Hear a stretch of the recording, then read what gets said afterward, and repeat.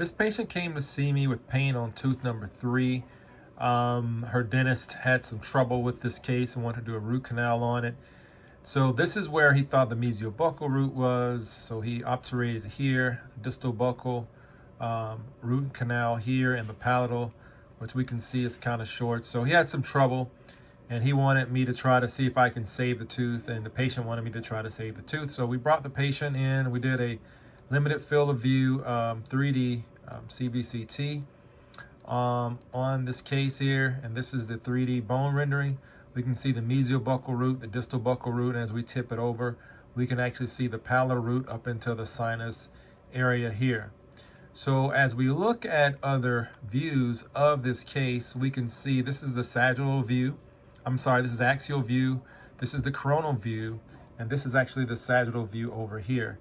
So the axial view is going to tell us a lot of information of what's going on in this case. So as we scroll down the root canal system, we can see here is where the mesiobuccal obturation was. This is supposed to be where the MB2 was, distal buccal and palatal. But as we scroll down here, you can see that it's going to be quite off-centered here. So you can see that the mesiobuccal gutta percha is perforating here. The distal buccal is perforating. The palatal is centered, and there is an actual perforation where they were looking for the MB2 here. I'm gonna see if you can see that. You can see the perforation right there. So that's the perforation where they were looking for the MB2 here. So what we decided to do, we decided let's try to treatment plan this case out. So we took some steel shots here. This is the axial slice here. I did some diagrams. Distal buccal canal should be here. Mesiobuccal canal is here.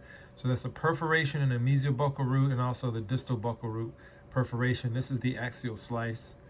So as we go to the coronal slice, we can see the palatal root is short, and this is a perforation here as well, up close to the sinus floor.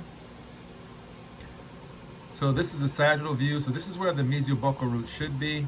However, this is where the perforation with gutta percha is in that mesiobuccal canal, and also this is the distal buccal perforation here where the gutta percha is located, but the distal buccal root is coming this way here.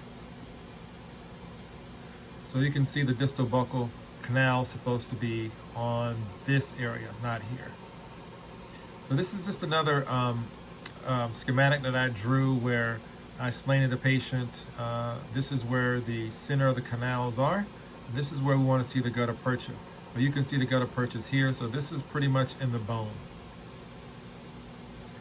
So we decided to retreat this case. I was able to take everything apart, clean everything out,